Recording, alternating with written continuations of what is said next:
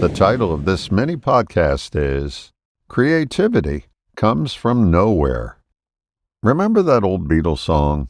He's a real nowhere man, living in his nowhere land. Yeah, that one.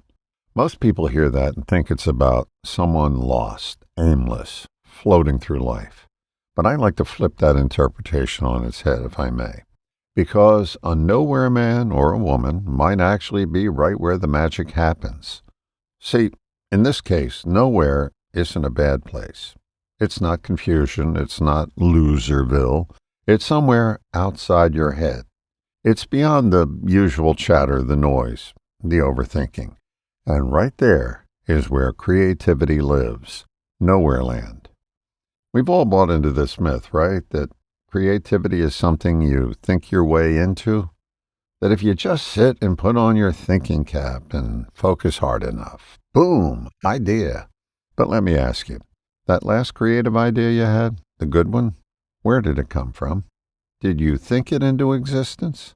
Or did it just show up? Yeah, just what I suspected your answer would be. It came out of nowhere. So how do we get there? How do we reach this mysterious nowhere land? Well, here's the good news. You don't need to go live in a cave. You don't need to find some mountaintop guru.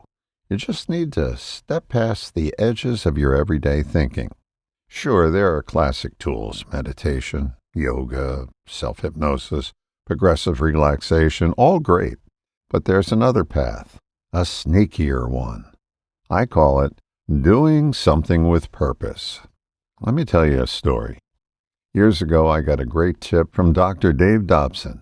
Smart guy, knew the mind well. He said, when you take a test, read every question first, all of them, even the ones you don't know the answer to. Then go back to the beginning and start answering. Why? Well, because your conscious mind is solving the ones it knows. Your other than conscious mind is working behind the scenes, quietly rummaging through memory for the ones you don't. It's like when you're stumped on a crossword puzzle. Go make a cup of tea, and suddenly, bam, the word appears. Magic? Not quite. Just nowhere land at work. So here's how this works in real life. You're stuck on a problem? Do something else, but do it with purpose. Take a walk, wash the dishes, ride your bike through the woods, take a shower. But before you do, set an intention. Say, I dedicate this shower to unlocking my next great idea. Then, let it go. Pay attention only to what you're doing. Feel that warm water on your body. Smell the soap. Watch the water go down the drain.